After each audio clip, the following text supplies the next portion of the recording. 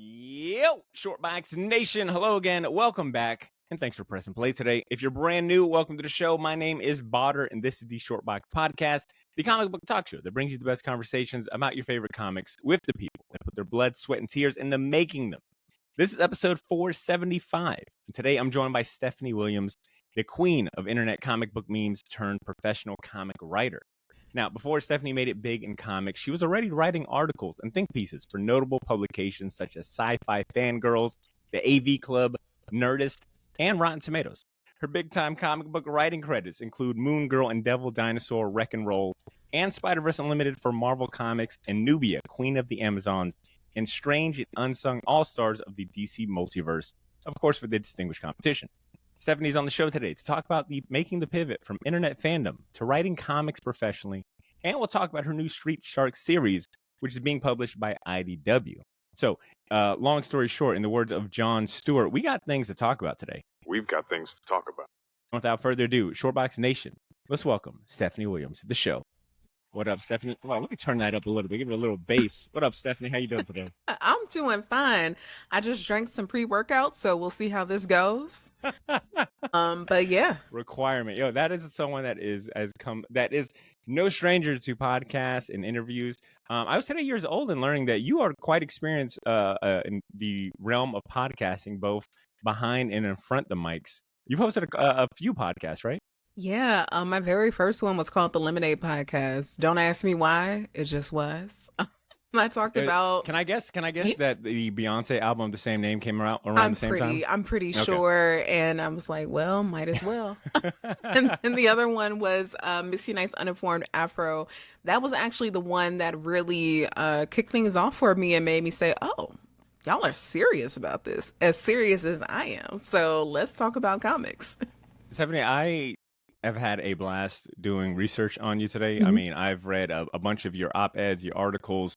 I have dived into, I've got Street Sharks #1 here with me. I was on Marvel Unlimited digging your stuff. I've just gone through down some interesting rabbit holes, researching you and your work. I find that your just overall origin story from being a biomedical science major to finding gaining some attraction and fame on internet for making X-Men memes to now like writing comic books is so it just like it's like, man, there's a sense of like, wow, that's doable, but it's really dope that this happened to like such a good person.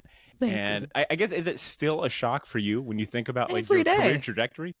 Every day when I don't have to get up at 6:30 in the morning anymore. Well, sometimes I do drop my son off, but for school, but for work, that I don't have to do that all the time. Today, my very first creator-owned comic came out today, Roots of Madness, and even thinking about that, I'm just like, girl, how did we get here? Like, I know how we got here, but even still, like looking back, I'm just like, this is the type of thing that they make Lifetime movies about, right? Like, this is that. This is the type of things they make Lifetime movies about, starring Queen Latifah. Yeah. All day. Oh my God. Yeah, I was thinking Queen Latifah too. Yes. Like, okay. And I guess for those maybe not aware of your story, haven't done nearly as much research like I have like the past 48 hours. You majored in, all right, first of all, you're from Chicago. You live in North Carolina now, right? Yes. Okay. You majored in biological science. You went to actually work in research and clinical labs after college. Yeah. And then can you fill in the gaps from how you went from a fucking scientist to a comic book writer? Like, what happened in between? So, the thing that kicked that off was motherhood. So I had my son in 2015, and I don't know if it was just like the hormones, who knows, right? Like, you're in just another frame of mind. It made me, I hated my job. Not what I did, but my boss was awful. Like the best motivator ever. Yes. So like that's going on, and like I always wanted to write, I always wanted to create, but that was just something that didn't seem feasible, like something I could make a living doing. So after having him, I was like, what are we doing? Like, what are you doing? You don't want to go back to school to get your PhD. So like, is this going to be it? And I'm like, this can't be it. So I reached out to an author whose work I really enjoyed. She was a romance author. So next to comics, Black romance is like my thing, like my Nook, Kindle, whatever. It looks insane. Like the amount of books that are there, it's gross. So I reached out to the author. Her name is Maureen Smith, and she was kind enough to email me back. And it was a really long email. She was just extremely encouraging and saying, hey, like, you can do this. I started writing when I became a mom. So this is something that you can absolutely do. Here are some tips. And like, I'm rooting for you. And I was like, okay. So I went out and got a new laptop because I needed one that weekend. And I just got to blogging. Now the blog no longer exists, but it was basically pre-me. So pre-Stephanie that everybody has come to know from Twitter. So I would take talking about like, being a new mom and just parenthood in general, and like talk about Sarah Connor from Terminator, Ripley from Aliens, and just different things like that.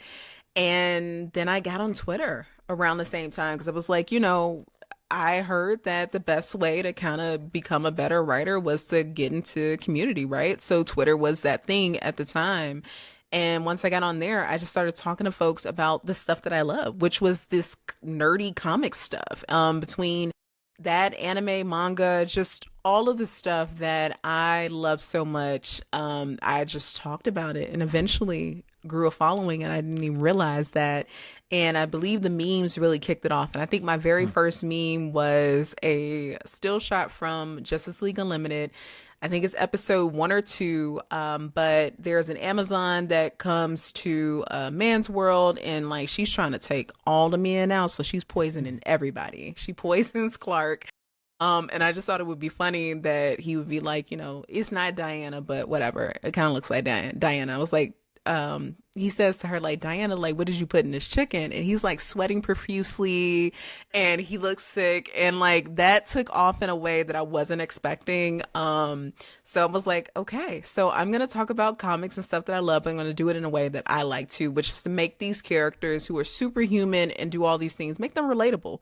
Yeah. And I don't think I was necessarily doing anything new. I was just doing it from my perspective and in my own way. Then podcasting kind of took off. I took a academic approach, again, like me taking some of my past life. And mind you, I'm still working at the hospital when this is going on. Like I still have my day job. So I'm podcasting when I get home from work, and also like doing all this research on these characters. And the focus was Black women characters, because at the time, like if you talk to somebody, it was like Storm, maybe Misty Knight if you were lucky. But there were just so many other characters that I wanted to like bring a light to. So got invited to the Kennedy Arts Center in 2018 for the 2018 Art Summit. And I just thought, wow. Okay, so this is serious. You're flying me out and you're paying for my hotel and you're paying me a stipend to be here? You made it to the promised land. So I said, all right. So literally a week after I got back from that trip, the podcast completely disbanded. And I was like, oh, well, I don't have anywhere. Like, what am I going to do with this research? Am I going to either start another podcast? And then someone's like, you should write. And I was like, oh my God, you're right. I can do that, right? So I pitched Sci-Fi Fangirls. My very first piece was the evolution of the Dora Milaje from comics to movies, because Black Panther came out that year. And yeah, I got paid for that, and they made me a regular contributor. So while I was like waiting on experiments to complete, I would be writing articles. I think I remember writing an Amanda Waller piece like within 2 hours, because that's how long it took that Western blot to get done. And I was like, oh, okay, so I'm doing this, and I'm still in company time, but whatever, it's fine. I'm still preaching to a master of moonlighting on the job. I'm putting myself on blast. I'm dry snitching on myself, but I respect. Sometimes you got to make it. You got to squeeze it in where you can. You can, and I'm like, I was still getting work done, so like it was all good. And then so eventually, don't come for me, Karen. All right, I'm getting the work done. I'm having a little hobby done. Yes. And then eventually, towards the end of 2018, I was like, all right, so I need to either resign and find something else that will allow me more time to really focus on this writing thing. So I wrote my resignation and I handed that in December of 2018. My last day of work was, I think, like the second week of January, and I was gone. And then eventually, later that year, what happened? Yeah, later that year, still writing everything, and then eventually started Parenthood Activate, Living Heroes, the Kickstarter, and then editor from Marvel reached out to me, and here we are. Damn. I, okay, I've got a few follow-up questions. First and foremost, what scripts or writers were you studying, or Hmm. did the college experience, the real life experience working as a research scientist, did that help any in terms of like learning how to write? Like, is there much overlap between like the research stuff and the science stuff with writing? Absolutely. Hmm. So, of course, research papers, I was very familiar with writing that. And with those, like you are trying to hopefully write all this scientific jargon, but express it in a way that a normal person could pick up. So, Okay. like you're writing towards middle grade level, really. So being able to kind of distill that type of information and take 80 years of Batman lore and like translate that to something that someone who isn't familiar with him could understand, like that was something I was very familiar with. Okay. Also just the research aspect and knowing like being tenacious and looking for my resources and again like reading a bunch of stuff at the same time and being able to absorb that and then reshare it in my own way. So that definitely helped. It doesn't it has recently helped with my stories, but like if I'm writing a character like Shuri or Moon Girl, they're doing quantum physics. I Hmm. barely got out of physics alive, so I don't know anything about that. But also just work experience too. Comics is an industry that I feel is really no different from any other industry. I'm coming from science where there aren't a ton of black women in high places. And then moving to comics is a scarcity in the main front, right? Like there are a handful of us that are writing for Marvel and DC. So being able to navigate that space that came naturally, trying to figure it sucked, but I was still able to like figure it out. And then yeah, like communication, I had to talk to doctors all the time. They are some of the most ego driven people ever. I'm so no shade to any doctors that are listening to this, but you know how y'all be.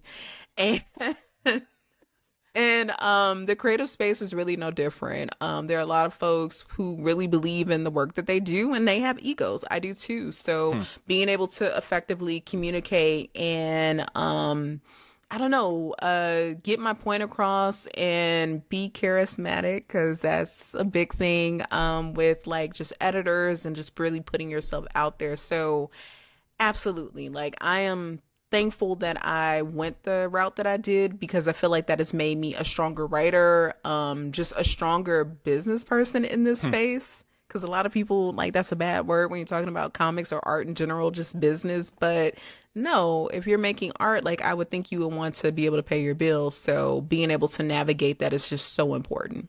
Yeah, I definitely think you have that in spades, like this perfect amalgam of the creativeness, but also the business savviness. Because I mean, to your point, it is a reality. It's like, yeah, you would like to think you would never have to worry about that as a comic creator, but it's like Mm-hmm. you're also that's a little naive considering comic books is like one of the hardest industries, right? Like, Yeah.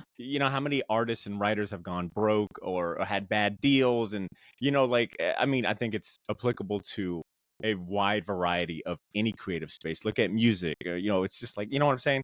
It's like it behooves you to have some skills in the business department. And I think you definitely have that. When I look at like the projects you take, the stuff you work on, how you promote yourself, like you're very internet savvy. And I think that comes I think that is among your writing prowess, your research abilities. I think your internet savviness is one of your best tools and powers in this industry. I guess can I also hear what scripts or writers were you Oh, studying? yes. And then also, like, were there any other whether they be Black women or other, creators in this space, was there any other creators like you in this space doing what you were doing that you could kind of maybe look at for a roadmap? Or do you feel like, you kind of broke down this door for this perspective? So when it came time for me to like figure out, well, how do you write a comic script? I quickly learned that there were so many different ways. There is no set standard in the way that screenwriting is. So I actually picked up House of X, Powers of X, the director's cut. Jonathan Hickman's scripts were in that. Now, in hindsight, that was insane to like try to learn from Jonathan Hickman's scripts. But you went straight to like I went straight to Jedi Master. Yes. What did the kids say? Sigma. I went straight to whatever that is. So. I went Sigma, straight Beta, there. Alpha. Yes. But it worked to my benefit because it made me ask questions that I maybe wasn't asking before. Also, what was it? Scott McCloud's Understanding Comics. That's a good one. Who else? I think Jim Zub, his website, like he actually has comic writing tips and breakdowns on that. So I definitely paid attention to that. I'd always been a big fan of Dwayne McDuffie. So even like going back and reading some of his other stuff just from a different lens, no longer as just a reader, but as a reader who would like to do this. And I always I try to approach most media with, there isn't anything that's necessarily bad. Like, yes, there are things that are terrible, but also, there's something to learn from it. Sure. Or, put your editor's hat on and think, hey, what would you do different? Or why didn't this thing work? In the same way that I would ask myself why an experiment didn't work is the same way that I approach why a certain theme that a writer was going for in a comic maybe didn't come through, or why it did come through, all of these things. And then not related to comics, again, back to these Black romance authors, just because with romance, how it's going to end, but you still show up to read these books. And to me, right? It's the journey. But to me, like, that is just such a testament to these women and their craft that they're able to they have readers that have been around like with them for like 15, 20 years. And what their writing style is like, and how this thing is going to end, or how these people are going to get together or fall apart. But even with that, like, they're just so good at the journey that you just keep coming back. And also for just the representation of just fully realized Black characters, Black women, for instance, that is where I saw that the most. Even though I really love superhero comics, I rarely saw that in in the characters that I enjoyed. I think the closest for me was a Monica Rambeau or Storm, and I'm talking like 80s era stuff too, and I kind of took influence from that, and I was like, okay, so I'm going to make these stories that I want to see. Let me take inspiration, not just from comics, but from other forms of media where I have been able to see myself in a way that I would like to be seen in comics, in this comic space, especially the superhero stuff, or just in the bigger, big publishers in general. What's your earliest memory of comic books? Like, did you grow up with comic books in the house, or either your parents like big into, comic books? What's your earliest memory? So, no, their thing was like Star Trek and stuff like that, which I also really enjoyed. My grandparents were really huge in Westerns. I didn't really actually get into comics until the Sunday Funnies. So like I would grab those. I grew up in Chicago, so the Boondocks was definitely in the Tribune and different things like that. And it wasn't until like a trip to the Dollar Tree of all places. They had comics there, but they were kind of like these collections. So Hagar the Horrible Hagar for whatever his name is. They had a collection of those stories. I think Snoopy, the Peanuts and all of that. And I picked it up, and I'm pretty sure all the jokes probably went over my head. I was like 7, but I really enjoyed it. And then the next time, my grandmother really loved going to the thrift store. So before it was a cool thing to do, she was ahead of the curve. And I found a lot of comics there, a lot of old comics that were falling apart. But I think that's probably why I have such a love for Silver and Bronze Age comics because of that, because they're so soap opera too. And my mother and my grandmother loved soap operas at the time. So just speaking specifically to superhero comics, they made me think of that. Like I was like, oh, these are like the soap operas that they love, but they're just wearing tights. Okay, I can get into this.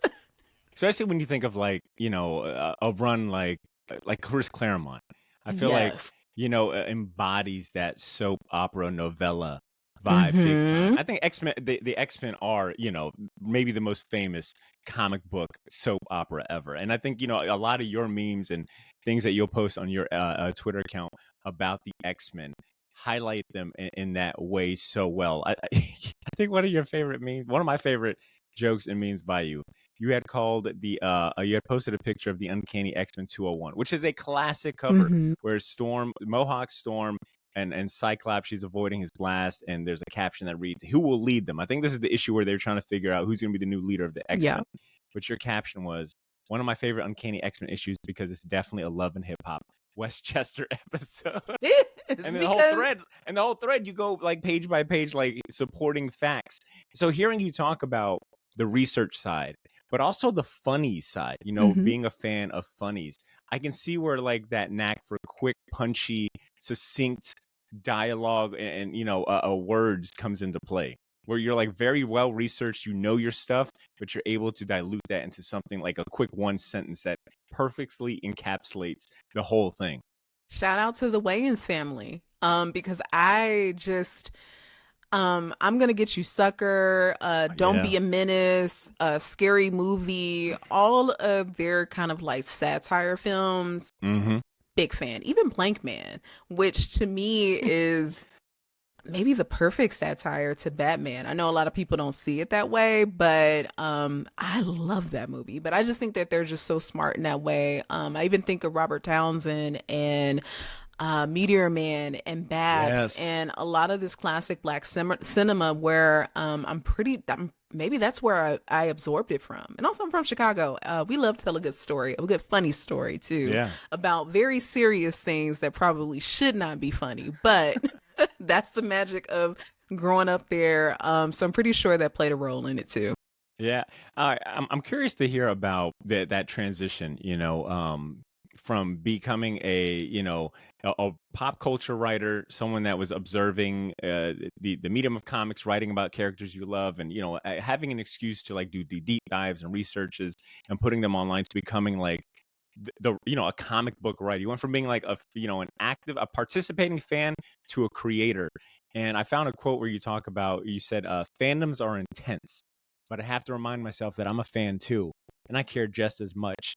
I guess what is it? How does it feel to be now a creator? Yeah, I guess how does it feel to like be wearing the shoes rather than like talking about the shoes? Man, things are so different on the other side. And it's Yeah, yeah. funny because I always tried to be careful in my critique. Hmm. Whenever I was talking about something or a thing that I felt didn't work. And now being on the other side and seeing that, sometimes it is not in the hands of the actual creators, especially when you're working at these bigger companies. You're essentially playing with somebody else's toys, and they Yeah. do have a set of rules or different things that they would like you to carry out that you have to do. So thinking of that now, and like also just not before not really having an actual understanding of how comics are made, and like when you Hmm. see a solicit go out, that does not mean that the thing is just now getting, like they're just starting to write it when you see that solicit. Like no, that thing has probably been written months ahead of time. Hmm. So just different things like that. Now it's just kind of like fans talk a lot, and like they should, but also It's like if you only knew even just if you half. only knew half of it. And I think I just now have a greater appreciation for the stories that I really love and that really resonated with me. I knew that I now understand that it probably took a lot for that to be Yeah. a thing, for a story to have that much impact when you have so much red tape and guardrails and all this other stuff going on, to be able to deliver a story that is just still so very much you as a creator, especially when you're working at bigger companies with other people's IP, like it's a miracle. So, and that I just have a greater appreciation, and I'm just also happy that I didn't say anything too crazy when I was a fan, because that's the other thing too, right? You know, You never know I've who's been on reading type thing. yeah, I've been on panels at conventions where, you know, I've been up with other creators, and like people will legitimately tell another creator to their face, like, "Hey, I didn't like the way you did this and that," and it's just like, okay, but one, why? And then also, man, it takes a lot of guts to sit up and tell someone that, and then in the same breath say, but I also want to be in the space that you are. I also want to be a creator. And then sometimes those folks will bring you their work, and you'll look at it and it's just like, huh, you had a lot of opinions, but I'm not seeing how you're executing those opinions in your actual work. So yeah, that's always the funnier thing to me. But you know, everybody thinks they know, but no one knows until you actually start doing it and you're in the hot seat. Do you have a memory, whether good or bad, hopefully good, of the first time that you got to read a review about a comic you wrote, and like how that might have impacted you? Yes. So, um, I'm trying to think it was for the very first Nubia issue. Again, like that was I know I had written like 2 anthology stories prior to that. And not saying that those don't count, but when you're writing a full 22-page comic, like that's a whole thing. And there was one review that was not the best review. It was kind of like, hey, like this is a little slow and so on and so forth. And I had to that day I had to decide, like, am I going to let reviews and just outside voices rule the type of storyteller I want to be, or am I going to stand firm and do the thing that I was hired to do? And have the voice that I've always had, and just put my stories out there and hope that one, the people that are supposed to get it, and then those who don't, then that's not my business, right? And that was a very defining moment for me, because yeah, like my feelings were hurt. Like no one wants to hear that, you know, someone thought their thing was boring or whatever. But I had to remember, like, I knew the type of story that I was trying to tell, and that there was a method to my madness, and that it was all going to shake out. And it's just so funny now. The praise that Nubia and the Amazon is getting now after the fact, but that was something that I knew that was going to happen, because, you know, we're just so much in a streaming everything all at once type of culture now, that sometimes we forget to let things breathe. Like there's a buildup. And again, like trying to remind myself of that, like I'm the one driving this ship. So I know where we're going, and I can't be worried about what others think, because you'll never make anything worthwhile if you're trying to please everyone. Like that's not the point. So I want to ask too, when you think, because you know you mentioned like your first, I think say your first big breakthrough into mainstream comics was Marvel Voices Legacy #1, which is was it 2021? Is that when it came out? Yeah, 2021. Yeah. I think about, like, okay, if I had a Marvel comic come out, you know, much less like, you know, a mainstream comic that's in a shop, like how I would celebrate. So I'm curious to hear, like, what do you recall about that Wednesday where that comic is officially available in comic shops around the world? Like, did you go to the shop? Did you Oh, I buy like did. 10 copies? Do you have one framed? Like, what is that feeling like to go from spending years? I mean, and you literally wrote articles for Marvel, Yeah. you know, and then all these other publications. Now you've got a Marvel comic on the stands of, you know, I mean, granted, it's 2 pages, but it's like that's 2 pages more than some people will ever write. Yeah. It was such a great feeling. Just simply because I knew that that opportunity, I got it because of me being me, right? It wasn't me trying to catch anyone's attention. It was just me putting out the work that I wanted to see, and someone noticed and was like, "Oh, hey, like let's give her a shot," because I found out that at the time during the Krakoan era, like my memes were getting shared in the X Slack. So like they were very much aware of me. So to finally get that opportunity to show what I could do and to be able to tell the type of story that I did, which was very kind of reminiscent of Living Heroes, Yeah. that felt great. I went to Heroes Aren't Hard to Find, my local comic book shop to pick that Hey. up, and like they were excited for me and they were like, yeah, you get a creator discount. And I was like, excuse me, a creator What? discount? I need to write more comics just for the discount. So like that was Yeah. really cool. But also at the same time, I knew that now that I had this opportunity and that was out in the world, that I was going to have to work 10 times harder to ensure that that anthology story wasn't the only thing that I ever did. Yeah. Yeah. And you know what's interesting too about learning about your trajectory in your path into writing comics. I mean, does it feel like it was? I don't want to call you overnight success by at all, but it is crazy to think that from that Marvel, that 2-page story in Mm-hmm. Marvel Voices Legacy, like it jumps from I think there was like one other anthology story you did, and then it's like boom, hey, you're responsible for reintroducing I'm sorry, Nubian to you know what I'm saying? It's like, hey, we're giving you basically a Wonder Woman Mm-hmm. title of your own. Here's a legacy character that it's not really, it's a legacy character, but not sort of. A Yeah. lot of people forgot.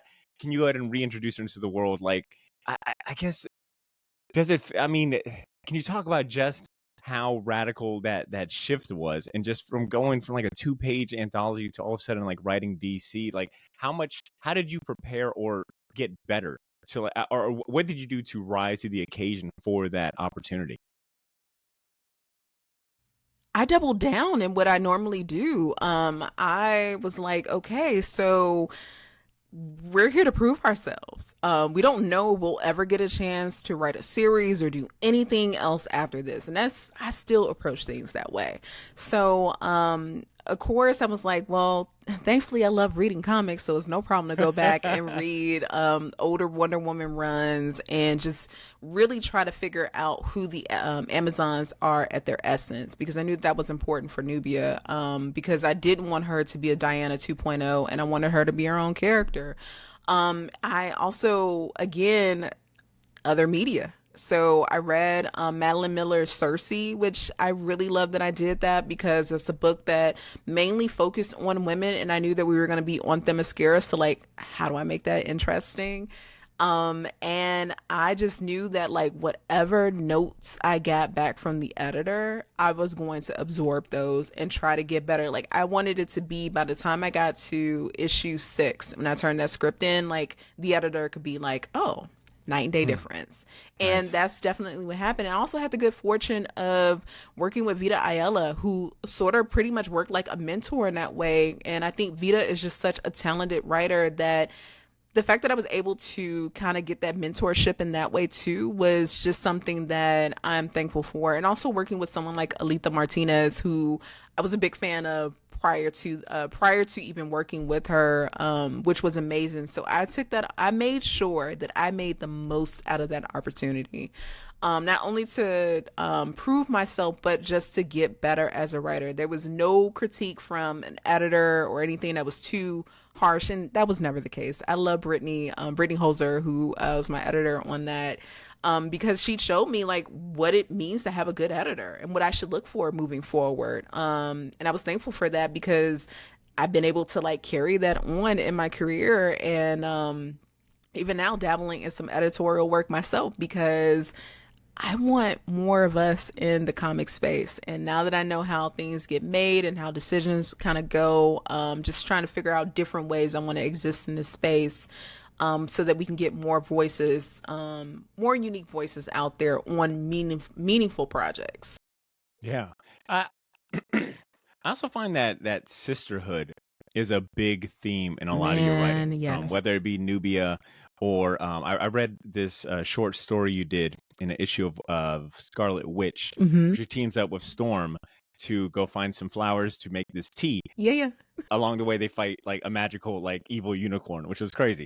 But and really quick, you kind of hint at that Storm, even though she isn't necessarily a magic being user, that she's like tapped in with like the forces in that, which I thought was really dope. And then just seeing like Scarlet Witch and Storm kind of have this bond, like sisterhood seems to be a very big theme in your work. Also in your articles, you mentioned it a lot too, the Dora Milaje article. I read that last night. Had no idea that there's a deleted scene in Black Panther that I missed. So I'm gonna go back and check that out. But I'm curious to hear, have you found sisterhood in comics? Like, do you have peers or friends in the industry now that provide you that support, or you could talk to about the woes and like the good stuff when it comes to being a writer? Absolutely. That is just something that is so important to me. I tell folks all the time, and like I really mean this, like I am not in competition with you because I want you to win as well. You can't do what I can do and I can't do what you can do. Like our voices are all unique and there's enough space for us to exist. Like this whole thing of like scarcity, it's made up. Like there's enough space. So, I think of like Leah Williams, Teenie Howard, again, Vita Ayala, Sarah Macklin, Asia Fulmore, Asia Simone, wow, Jamila Rouser, like all of these women and non-binary folks who are just amazing. Even men too, right? I think of Sway, Isaac Goodhart, just a bunch of folks that I have met that I just end up finding this kinship with because again, like I just I don't operate out of a space of I need to see someone as competition. Like I'm not focused on that. I just really love comics and good storytelling, and those are the folks that I normally vibe with. And I just think it's great. Like we're all better when we work together. So not only do I write about sisterhood extensively, like that is an active practice in my daily life to just surround myself with women who believe in me and I believe in them. That's just something that is a gift that just keeps on giving. That's so great to hear. And on the topic of working together, and I guess I'll call it brotherhood over here. I want to jump into a special segment of this show. Anytime I have like really good interviews lined up, I want to jump into a segment of the show I like to call the Short Box Friends and Family segment. And this is the part of the show where I shut up for a little bit and I let someone else ask the questions. And since Stephanie, you're on the show, I reached out to someone very special that we both know to send in a voicemail. I'm talking about our guy, BJ Kicks, aka Brandon Jackson, host of the Comics Are Dope podcast. He's been on the show a few times. I did a panel with him at Heroes Con this year. And he set us up with this interview. He said he got us together via email. So I owe him for this interview. Reached out to him, said, yo, you got a question for Stephanie? He said, he sent it so fast, I didn't even have a chance to hit send. So let's hear from BJ first, right? Hey, Steph, it's your cousin BJ Kicks here, and I've got two questions. So, one, Roots of Madness is out in the world right now, and I want to know how it feels to, one, have this baby out in the world, and also, to hear the responses. How has it been? How's the response been for you? Second question, in light of all of these recent revelations in the world, is your dog's name Denzel or Denzel? Need to know. Comics are dope. Peace. A big shout out to BJ Kicks. Love that dude. Okay, I'm gonna answer the second question first. So it's Denzel, but my son was calling him Denzel, so he was correct. But it's too late. This is a Cassius Clay thing. We're going, coming to America. His mama, so I'm his mama, and we're calling him Denzel. So that's a great what answer. it's gonna be. I love that. My mama named it. Yep. So it's gonna be that, and Love then that. it feels again deeply satisfying. Now, if you asked me that last night, that was not the case. I was like about to spiral into like another level of imposter syndrome that tried to pop up on me because this is my very first book that is like my thing, and to really have it out in the world and for it to be received so positively, again, just a testament that I am doing exactly what I am supposed to be doing, and I must be doing something right. Like I can't be as terrible as as I sometimes those thoughts want to pop up, but I'm gotten a lot better about, pushing those back down, because I would not be in this 4 years strong if that was the case. But it's been great, especially for it to be a horror thing when people know me for my funny stuff is also just, I don't know, I feel very Jordan Peele-ish in that way. Great comparison. And I want to add to that too, because we are recording on Wednesday, October 1st. It's a new comic book day. And technically, Stephanie, you have, by my count, you have 3 new comics, new number ones at that dropped today. So you have Roots of Madness, which is out through through Ignition Press. You are doing this book alongside artist, I apologize in advance if I get the name wrong, but with artist Letizia Cadanachi? Hopefully Cadanucci. Thank you so much. Oh, you're welcome. Roots of Madness number 1 is out today. You've also got Temporal number 1 out through Mad Cave Studio with artist Asia Fulmore. Yes. Okay. Sanford Green for that connection. Hey. Yeah. We love Sanford Green on this show. And then you also have bonus comic that came out today. You have a Marvel promo comic. It's a weird title. It's Custom USTA, United States Tennis Association 2025 comic number 1. It's essentially a comic book where the Fantastic Four team up with, why am I drawing a blank on the Althea Gibson? Is that right? Yeah. I mean, come on, Stephanie. You got 3 new number 1s in one day.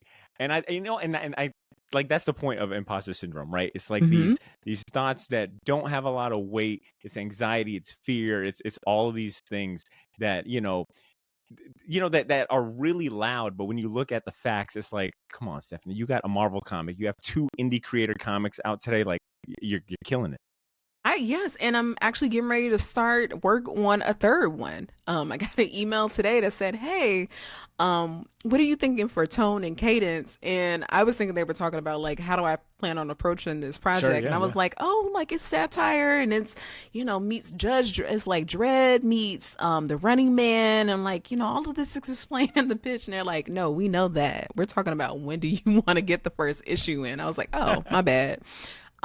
Very excited, but November. So I have to remind myself, and look at the books that I have. I have like 4 long boxes of just stuff that I've written, which is insane to me. That's impressive. Yeah, like that's that's very wild.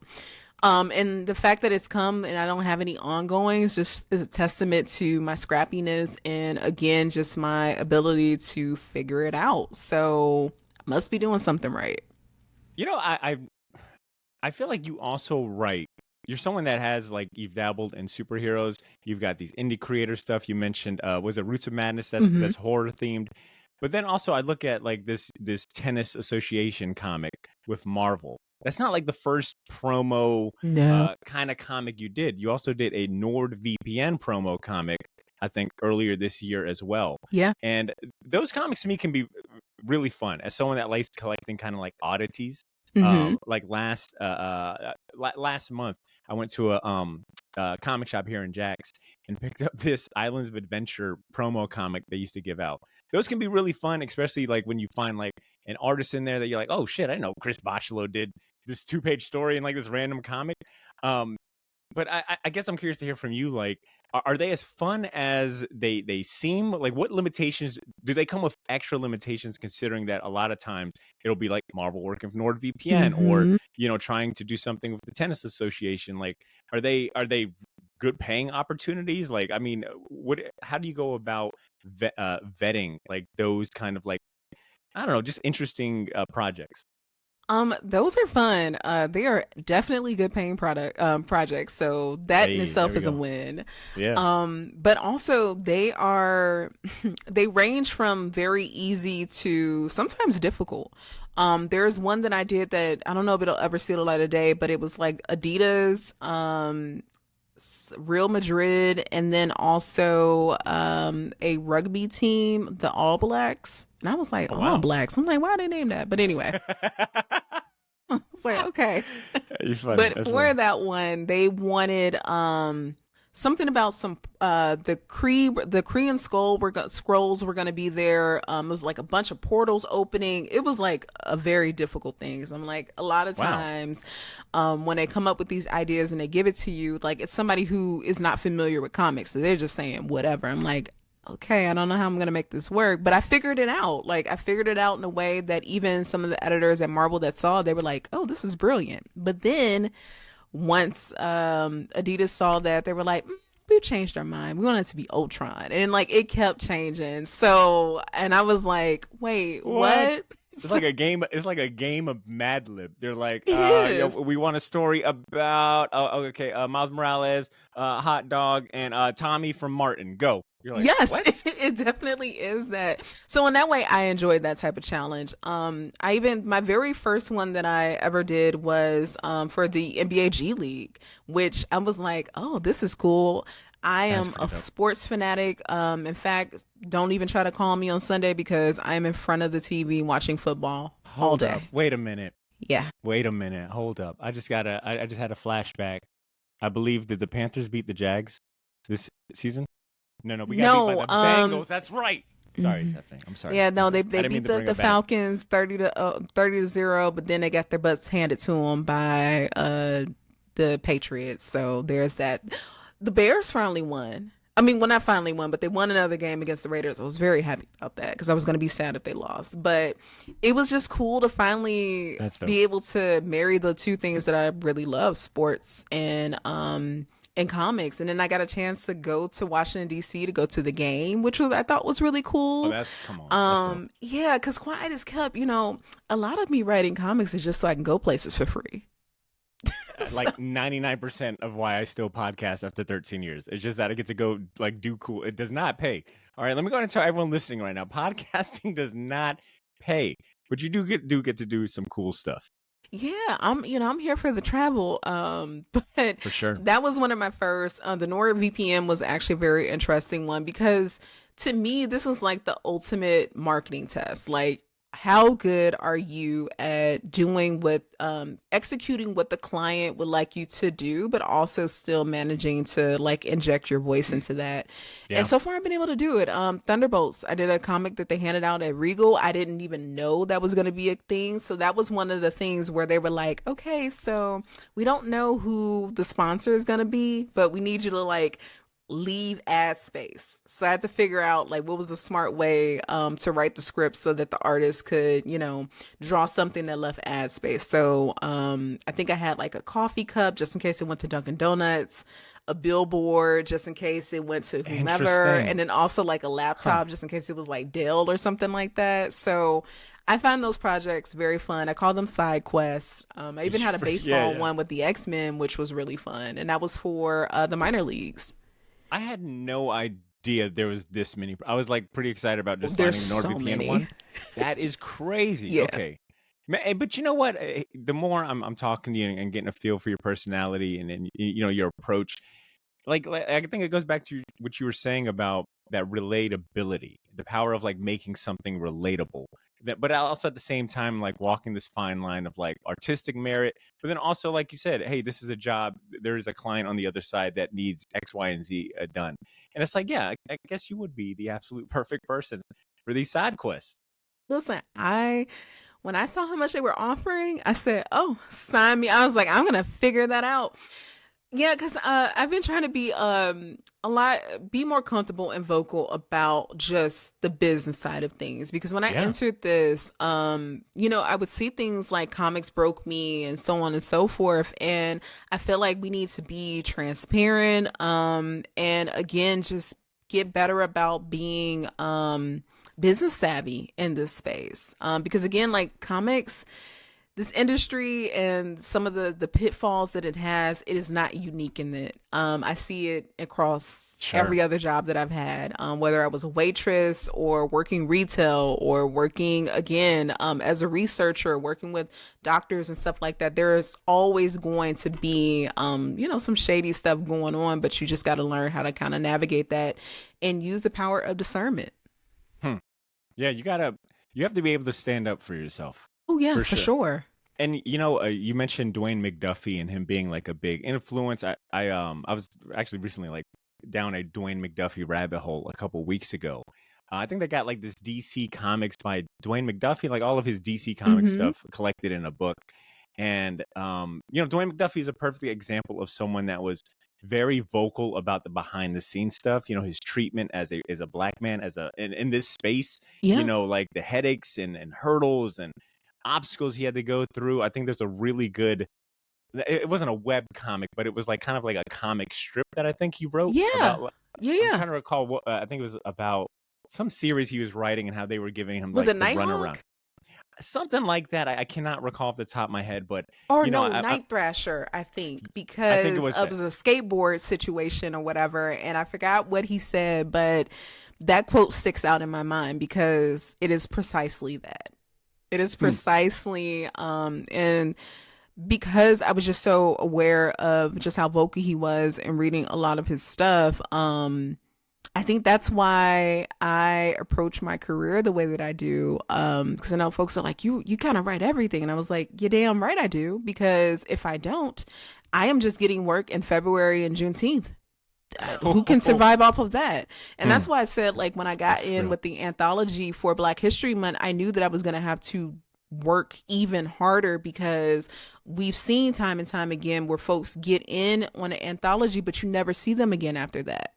Hmm. I think about different initiatives that have happened, different writer and artist initiatives that companies have done. But sometimes the folks that were a part of that cohort, I mean, like that group of people that came in, because I can't talk Sure. today, they are not where I think that they should be if they were given this opportunity and shown to learn under these greats and stuff. But it's more than that. Like there are other things that people that come into this space need to know so that they can navigate it and know how to survive and how to get editorial attention and what jobs to take, what jobs to say no to, all of these things in the back of my mind, because I was like, well, if Dwayne McDuffie, Dennis Cowan, even Coates had it bad, I can only imagine how terrible it will be for me, or how much harder it would be for me to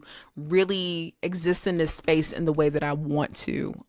So like getting a thing like Street Sharks, I think that was the moment I was like, okay, I think I'm okay now. Like they gave the black lady Street Sharks, which was a thing. I'm a huge Street Sharks fan anyway, but sure. like the fact that I was even thought of and considered for that told me like, okay, so everything you've been doing up until this point, you have been operating in the way that you want to so that you can exist in this space as a comic creator and a comic writer and not just someone who is relegated to only writing black women characters. I'm always going to do that. Yeah.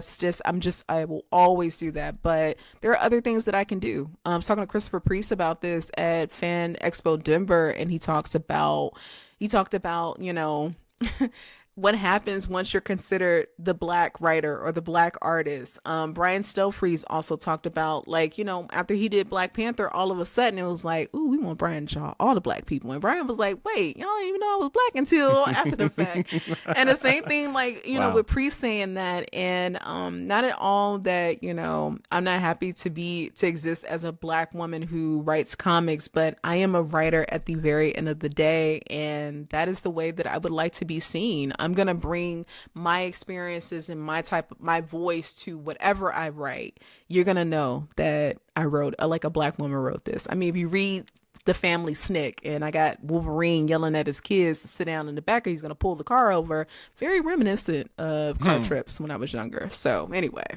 Well said. Your work does have it is very grounded, and like I said, there's a high level of relatability to it. Actually, speaking about that Marvel Family Snick comic book, it is one of many Marvel what do they call those, Marvel Unlimited Infinity comics Yeah. that you've written. Yeah. Which kind of goes into like what I was saying, like you kind of occupy an interesting space where you've written, like I said, the superhero comics. You now got the indie creator stuff. But being a digital comic fan myself, I think that's what interests me a lot, is seeing that, okay, they are playing to her strength, where it's like, but prior to all of this comic book success you've had, like, you were on the meme queen. I mean, I've seen that phrase attached to your name so many times on all these different articles I've read. So to see like Marvel specifically, honing in on that and having you write these digital first comics, there's also a sense of like, man, I wonder if this is the a signal, a signal for like the changing of the guard. And I don't know, I'm curious to see like how they continue to kind of like mold that aspect of Mhm. their offerings, those Infinity comics. I guess like are those, how are those compared? How is it writing those compared to writing like a traditional book that goes to print with a story like Spider-Man Unlimited, that Infinity comic? How much different is your script or approach or Mhm. process, or work with the artist, knowing that, hey, this is not only is it just digital only, but it's in a completely different format. It's Yeah. a vertical scroll comic. How much does that impact your process? Oh, a lot because I'm writing my scripts structurally they look the same, but I am thinking of ways to best take advantage of the vertical scrolling.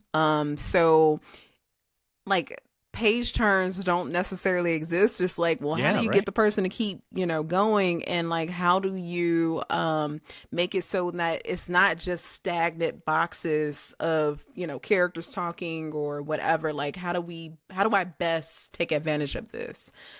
So that's definitely in the frame of mind. And again, like sometimes I don't know if that's going to be somebody's first introduction to me as a writer. So making sure that I'm showing up and saying, hey, even if you only like digital comics, that's okay. I still got you. I'm gonna give you what I would give you if you were to pick up a floppy. So I love it personally because again, I just want more people reading comics. So however that is, I'm gonna make it happen.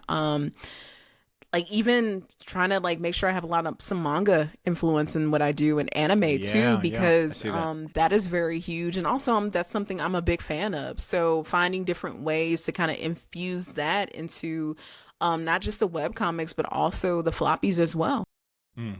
Yeah, I think I think it comes through in the work for sure. Like you bring a very modern take and sensibility to comics that I guess I find really fascinating, having done this like really deep rabbit hole where it's like internet culture, meme culture, manga, anime culture, and obviously like the Black experience all rolled into one. And it's really refreshing. It's Thank really you. refreshing as someone that's been reading comics for so long, to come across your work. You brought up this passion for getting more people into comic books, which brings me back to the segment, Shortbox Friends and Family segment. I want to introduce you to someone who is just as passionate about getting people to read comic books. This next question comes from Ben Kingsbury. He's the owner of Gotham City Limit Comic Shop, Yeah. which is the official sponsor of the Shortbox podcast.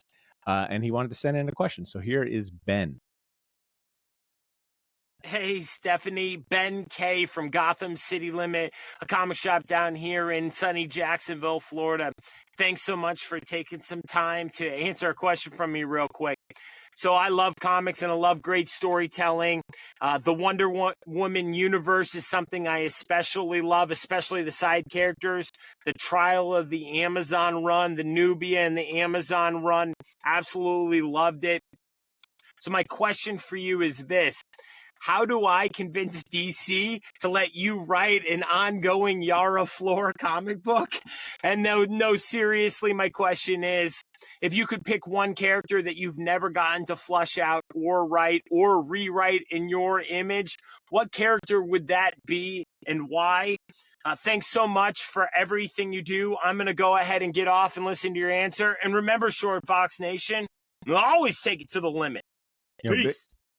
big shout outs to Ben. Can I also say, when he sent in that voice, I was like, why is he out of breath? And it's because we are recording on a Wednesday, which Oh means yeah, it's new he's busy. comic book day. He probably submitted that as he's trying to like lug in some boxes from UPS or Diamond or whatever. So big shout out to Ben for sending in that question. Yeah, Stephanie, if you could, I guess, write any character in your vision, or I guess you have any white buffaloes out there? Is it white whales, white buffaloes? I don't know. Do you have any of those when it comes to characters that you always wanted to write? Actually, this is kind of a recent one. Amanda Waller, just because she's a fascinating character to me. And another one who's like her existence in the 80s, I really love. Like, I feel like that's where we got a lot of good character development for her, and then it just kind of got a little stagnant. But there's a Black Label book specifically that I have jokingly pitched. And now I have seriously started being like, hey, I'm actually very serious about this. But I would like to show her in not necessarily a different, well, no, I want to show her in a different light, like not change anything about her, but really just give her more depth than she has right now. Because right now she just kind of seems like this maniacal Black woman who just wants to get her job done. Like, she reminds me of somebody that I would meet at the DMV. And because Amanda Waller will run the DMV like a tight ship. She run it like the Navy. But I wanna give her more of that. This is a woman who really, control is everything for her. There's a reason for that because of just some of the tragic things that's happened in her life, the way that she lost some of her children, her husband, and why she ended up going back to school and getting into the work that she does. But there is yeah, I want to take some things that I've learned from the romance world and kind of infuse that into that character in a way to really flesh her out. And I think this book would eat. So essentially, it's Amanda Waller with a BDSM take to it, because I feel like somebody who has so much control and is the go-to woman. She would need a safe space to maybe be submissive, and I know that is something that some of the research that I've done, like that's a thing. So what does that look like for her, and does that cause some troubles and things like that? So it's a Amanda Waller, slightly erotic DC Black Label book that I would love to do one day. So that's my white whale, because I know that is like, that's shooting for the stars, but I don't know. Maybe it'll happen. I never thought I'd hear the words Amanda Waller and BDSM in the same sentence, and that's but why now I'm so interested. On the topic of that, and hearing you kind of like pitch this idea and stuff. You mentioned the research background. I'm someone that I like to think that I do fairly good research when it comes to like my interviews and preparing for it, but I am in no way a professional. So I'm curious to hear from a pro or someone from the a legit background of a research. Like how deep do you go into your research? Like is it so? For example, like this Amanda Waller pitch, or we could use any scenario. Like does it involve reading everything that she's ever been involved in? I mean, how far back do you go? I mean, what type of interviews are you like? How are you researching someone like Amanda Waller? Oh, I'm going all the way back because it's a cheat code when you're doing a Black woman character, because they ain't really showing up like that anyway. So it's not like it's a whole lot of reading you got to do. So you get lucky in that way. But even when I did Strange and Unsung, they not DC, but my editor sent me a hard drive that he got from DC with all of their comics from the very, very beginning to 2016. So I mean, holy shit, everything is there on a hard drive. On a hard drive. I never sent it back. I still got that. They're never getting that back. Yeah, no, that's part of the job. And I forgot. There were a couple characters that had like really long histories, and I would start where I was kind of familiar. Okay. And then kind of go from there. But if I can, I will try to go all the way back to whatever the beginning is, or at least very important storylines. But sometimes I find that the stuff that people don't necessarily consider important ends up being that, like little outliers and stuff. Like I think about this character Magpie that I cover, who was both a Batman and a Superman villain. She named herself Magpie. Then I learned that the actual birds themselves don't actually steal. They were maligned and somebody lied on them. They don't actually steal stuff in real life. So I found that interesting. I even think of what's another character? There's a Jack Kirby character, Black Racer. who Yeah. is a black guy on skis. But even with that, They getting say into that we still haven't seen a black guy on skis since that comic. we haven't. We need to bring Black Racer back. But even that, it's not like he had a ton of appearances, but because Jack Kirby's writing can be so dense sometimes, I had to really I'm like, how am I gonna explain this to people in a way that is, one, gonna make this character interesting, and two, not take the Kirbyism away from it, but still give that, but without people scratching their head and saying, well, this is doing too much, so I'm moving away. So if I can, I will go back to the character's very first appearance, if it's feasible, because again, I love reading comics, so any excuse to do that, I'm gonna do it. Hell yeah. There's no limit. There's no limit to reading. And I like the wordy stuff too. So I know Bronze Age, Silver Age, even Golden Age, a lot of people don't like it because of how wordy it is. Sure. But I find it fascinating. I really do. Just because those comics, because they are so wordy, I feel like they really give you a chance to really get to know that character. So by the time we get to this amazing feat that they've done, I actually care, because now I know, like, when Beast and Wonder Man aren't on the clock at Avengers, they're like going out together to go pick up women, and Thor is broke. There's different things like that. And Captain America, even though he's working for the government, like, the benefits aren't great, so he's also broke. So everybody in the Avengers mansion, except for Tony, is broke. Damn, and poor Jarvis probably is the only one that he's got to clean up after these slobs. Sometimes he loans money to him and he don't get it back. That has happened. Beast, I think he loaned Beast like $60, and like Beast never paid him back. Damn, there is someone out there tracking that in continuity. Oh, for sure, it would be me. And you probably have the interest rate too. Like, technically, he owes him $247,000.12. All right. Wait, so Stephanie, as a writer, what are some of your favorite? This might be a little nitty gritty, but for the writer, the aspiring writers out there, maybe this is for them. What are some of your favorite tools as a writer or researcher? For me, Google Docs. I live and breathe on my Google Docs. Man, yes. What else? What else are you using? Google Docs. Google Docs for sure. I take advantage of my Notes app on my phone. Because whether it's an idea that pops up or a breakthrough in a script, I like having that right there to jot it down real quick. I always thought that this was a thing that they only showed in movies, but sometimes I do wake up from a dream and I'm like, oh wait, I figured it out. In fact, Nubia in the Amazons issue 5 completely changed because of a dream that I had. And it was for the better, and I wrote that down. I also take advantage of leaving myself voice notes. That's another thing that I love. And audiobooks. And the reason why I bring those up is because I love to listen to an audiobook of a book that I've already physically read. Because I don't know how to explain this, but I feel like it makes my imagination is working in a different way.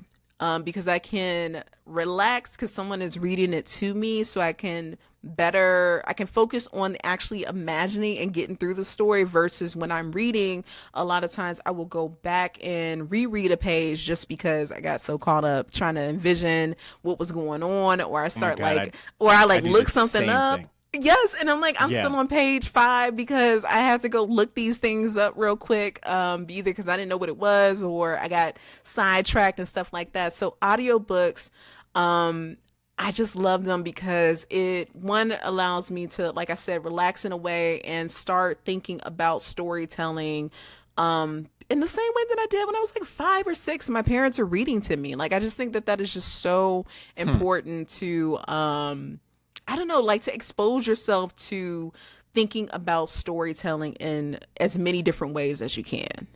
That's a great point. And you talking about taking so long to read just one page, because you just want to kind of, like you said, get an idea, trying to like envision it. I had the same, I ran into the same, I won't even call it issue, but same thing when I was reading the Star Wars Thrawn books for the first time. Oh, I'm not like the biggest Star Wars, encyclopedia. I'm not like that smart in it. So I would like stop reading to go look up what this ship looks like that they keep referencing, or what do these aliens look like?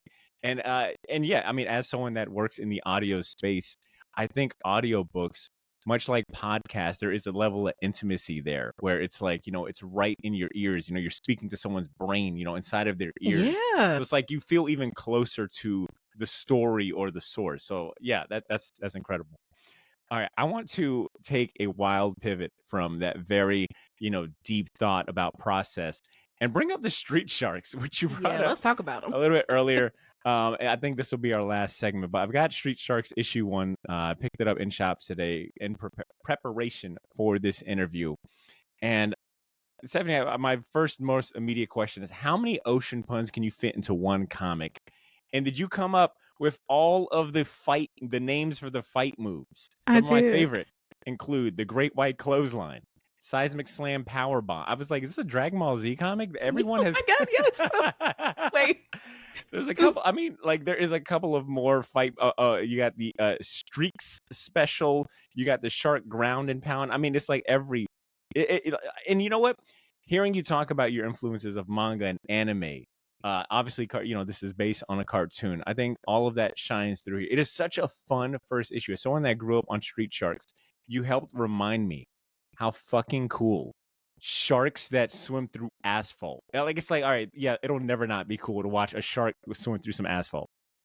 Yeah, I'm also just happy that like for the first issue we got to do something that was just really fun. Because I know like initially I was like, oh, Street Sharks, so did they want a gritty thing with this? And they were like, no, we want it to be something that could be like a continuation of the show. And I was like, oh, thank God. Okay. All right, this is a good question Yeah. about the research. How did you go about researching and preparing for Street Sharks? Wrestling, WWE down, so that's why all that's there. Of course I went back to watch the show because even though like the show, they're selling you toys. That's the main thing there. For sure. But even just kind of sitting and either having it on in the background or actually paying attention to what was going on, I always find that helpful because you just kind of absorb things through osmosis and just really trying to get the vibe and like how would this look in 2025 and like how can I get new fans who have never seen the show interested. And then also just I think I watched what was it, OKKO, which is a show that I missed and I hate that they canceled it.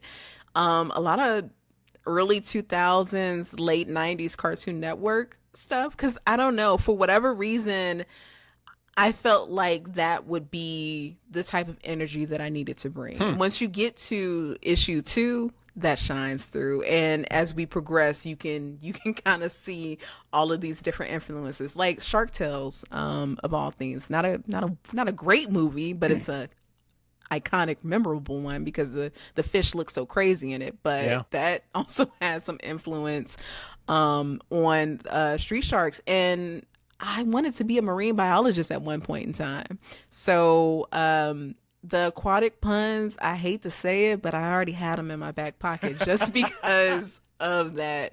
And like when I found out that I was going to be working on the project, like I literally started a notes app of just aquatic puns. And shout out to SpongeBob because I definitely went back through and I was like, okay, I'm gonna watch SpongeBob seasons 1 through like 3 or 4 just because the jokes were really hitting in, and I was like, okay, I'll take inspiration from Bikini Bottom. This first issue definitely feels like, I mean, it teleports me back to just sitting in front of the tube, in front of the TV on Saturday, just watching cartoons for hours, hoping that I can watch every single show I was supposed to. I mean, come on, Wildcats. Oh my God, yes. Spider-Man. Oh my God, the reboot. Eat the Cat. Bobby's World. What else? Gargoyles. Gargoyles. It feels, this first issue feels like prime Saturday morning cartoon days, right before, and that makes me happy. Right before Mom cut off the TV, it was like, we got a whole house to clean. Okay, so yes, or we got to go run errands. Yeah, exactly. So it's so much fun, but also I found that there's a deeper story here too. Like Mm-hmm. it's about acceptance. Like the sharks are trying to be accepted by the rest of society, but they're not very trustworthy because they keep fucking things up. But at the same Uh-huh. time, they're saving people.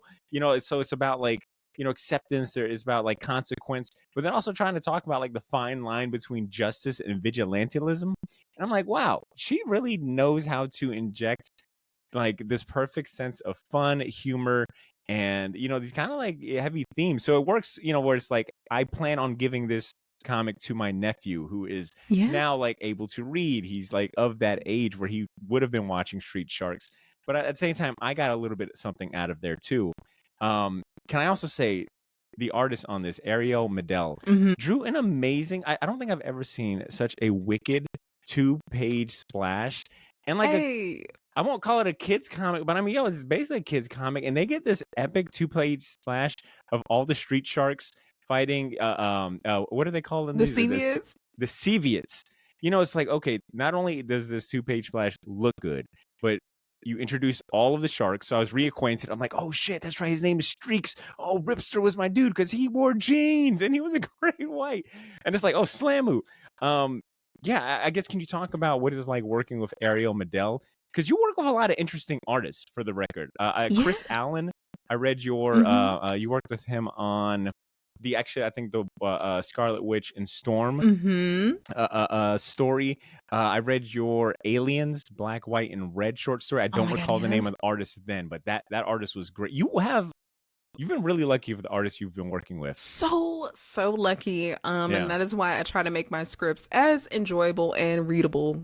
So that they are like when they get a Stephanie Williams script, they're not like, oh my God, why? Mm-hmm. So Ariel is fantastic. To be able to make the sharks as expressive as he has Yes. Yeah. is next level to me. And And I like, think faithful, really great. And I think also faithful to the look yeah. of the show, of like what they, of what I remember. Yeah.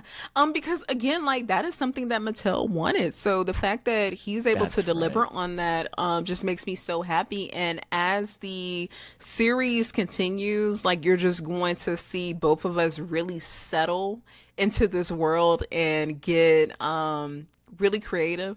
Not saying that the first issue wasn't that, but the first issue to me I treated it like a pilot. And like Yeah. it's it's a thing where you like you want to get people to come back, but also like you're still settling into the world. And the facial expressions and just some of the ways that he drew the sharks in issue 2, 3, and we just started on 4. I just can't wait for y'all to see, especially issue 2. Because yeah, and we got some moments for the sharks. Like we're having fun, we're doing all this cool stuff, they're destroying things and saving the city, but also we've got more of this, these relatable, heartfelt moments that I think a lot of people know me from. Like I'm like I'm going to inject that in here. You're gonna see these sharks in a way that makes you really want to both high five them and hug them at the same time. That's adorable, or as adorable as it comes with, sharks. Oh, right. Yeah, right. Stephanie, I might inject this or move this question into the beginning, but I want to hear if you what makes up the Stephanie Williams comic book like DNA. Mhm. If a scientist, on the topic of science and research, was to look at, I guess, I'm sorry, let me take a step back. What makes up the Stephanie Williams comic book DNA? Like, if you could think of like 4 comic books that you're like, hey, these 4 comic books kind of make up like who I am. They Mhm. inspired me. They kind of showed me the power of this medium. Like, I'm aspiring to hit these levels. Like, what are those comic books? Or if you want to go creator route, you can go that route too. But what makes up the Stephanie Williams comic book DNA? All right, so it's going to be Amazing Spider-Man Annual 16. That is the introduction of Monica Rambeau. You've got numbers. I got the numbers, yes. Issue It's number. that. It is going to be that's a good Scarlet one. Witch Classic. and Vision, but the entire series, the maxi series from the 80s, that entire thing. I can't just pick one. So that's another one. It is also going to be which I know people are gonna be like, girl, what is wrong with you? But it is Superman, I believe it's 268. This is when Superman is trying to figure out whether or not he is racist, and he meets Muhammad X of all people. That's another one. And for the third, no, wait, it's not Superman 278. Is it 178?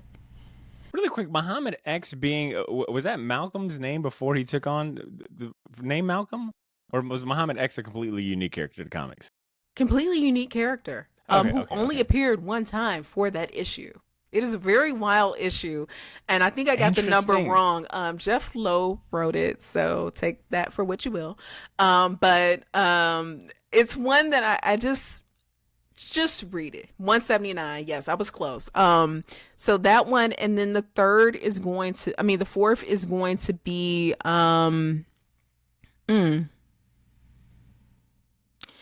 It's a Dwayne McDuffie. It is a Monica It's another Monica Rambeau. This is when she makes her comeback. It's a one shot. She had lost her powers and left the Avengers, and then she gets her powers back. I love that one shot. It is to me. You get to see Monica Rambeau. Of course, she's depowered, and I have feelings about like when, you know, supes get depowered, especially Black women, but it really works for her character because, again, you get to see that this woman is who she is, and her reward for saving the day and being someone who is just going to do right are these powers that she has that are just next level being powers. I just really love that. You also get to see her with her mom and her dad, which I think that they're just such a great family. And also just like her teammates. Cap is in it and trying to support her. Same thing with She-Hulk. Those four, even though I kind of cheated because one is a whole maxi series, are like that goes into the Stephanie Williams DNA. And if I could cheat one more time and add a fifth one to it, it is an X-Men comic. Oh my God. Why am I blanking on? Oh my God. When Storm loses her powers, and I can see it in my mind. Forge is on the cover. Yes, with the painted. I know exactly what you're talking about. Yeah. So those would be the ones. Yes. Stephanie, I love how much of you're a legit fangirl all day. Like the fact that you are stressing out over not knowing the issue. Now, you know how many times I've been like, yo, that issue right there. But then also, all of your picks make so much sense. Like these are, I get it now. Yeah, the romance background, the funnies. Like, yeah, you really do hone in on like those slice of life. What's going on in between the big adventures? Like, you know, what is going on in their personal life? I think that is a phenomenal Mount Rushmore. And I definitely want to check out this Muhammad X. Like, this cover is so fucking dope. It says "Fight the Power," and this character looks amazing. So please check it out because the fact that Superman, one, they need to bring back Dr. Claire Foster. She is a psychiatrist to the Supes. She also was a psychiatrist to Starfire. That's actually a really great Teen Titans issue, but. He's like on the couch with her and he's like, yeah, like, am I racist? Because I asked, he goes and he talks to Still's niece, Natasha, and Natasha and her other friend are there, and the one friend is a young white girl, and she's like, oh, Soup, you're my favorite. And then Natasha's like, Muhammad X, and he's like, who the hell is Muhammad X? So he flies to Harlem of all places, and Muhammad meets him and is like, dude, what are you doing here? Like, you're never here, so like, why are you on my turf? And it turns in this whole thing. He randomly flies to Paris to meet Lois for dinner of all places, and like Lois is telling him like, no baby, you're not racist. Like, how could anybody say that? And I'm like, girl, y'all are in Paris in the middle of a work week talking about this. What do you mean? Y'all live in a whole different life. Privilege. Check your privilege, Lois. Yes. You too, but it's one of those comics where the social commentary is definitely hit or miss, but it's something that I can appreciate because comics are very they're periodicals that are just very indicative of what is going on in the cultural zeitgeist at that time. Well said. And I love it. Even when that one time Punisher turned himself black so that he could fight crack with Luke Cage in Chicago. Go read that. You're not gonna find it on Marvel Unlimited. You're gonna have to you're gonna search for it. Yeah, the high seas. Got to find that on the deeper webs. Man, but but you have such a great point because about comics being indicative of their times. Because you know how many times have you read like a book from the 80s or 70s and there's like some sort of faux pas or something that's outdated. The slang, is, and I do feel comic books, as much as they are indicative of the time, I think they're also usually like 5 years, maybe less, behind like what's really popular. But like by the time something is popular on, say, especially in like today's age, like the internet, we'll probably see that trickled into comics maybe like 2 or 3 years later, unless you've got like a young writer that's in tune with like the zeitgeist like yourself. that part. Which I think is important, that we get more young writers who are in tune with the zeitgeist, that are into different mediums, that are, influenced by, things like manga and anime and other things like that. Because then there isn't so much time discrepancy between like, what's going on in society. But anyways, I say all that to say, I couldn't help but think about the infamous, anytime I think about like, white superheroes feeling like guilt about, race Yes. relations, I always go to the classic, which is the Denny O'Neil and Neil Adams Green Arrow Green Lantern run, where Yes. Green Lantern gets confronted by the old black dude. You'll help the purples and the red skins and the yellow skins, but what about us black skins? Yes. It's like, damn, yeah. Social commentary in comics is really interesting. It could be either really insightful or really cringe, because And there the cringe, just isn't I enough. love. Yes. Especially, yeah, exactly. It's for sure. Stephanie, this has been great. Stephanie, I got one more question to wrap us up. And this is for all of back to the aspiring writers and aspiring creatives. What piece of advice would you give to them? To the aspiring creators that that look at your story, that are like, wow, she came from working, a full-time job to like striking out on her own, and then she got like this awesome opportunity. She's killing it in comics. Like, what would you tell like your younger self to make things easier? If you go back in time and give your younger self a piece of advice that would have made things a lot easier, what would that advice be? Be confident in being selfish in your art. When you are making things, first and foremost, like creatively, this is for you. This is for no one else. And I don't mean that in like an egotistical way. Like, no, literally, like when we are imagining things, a lot of times it is things that we want to see, things that we feel are missing. We have this unique perspective. Like, have faith in that.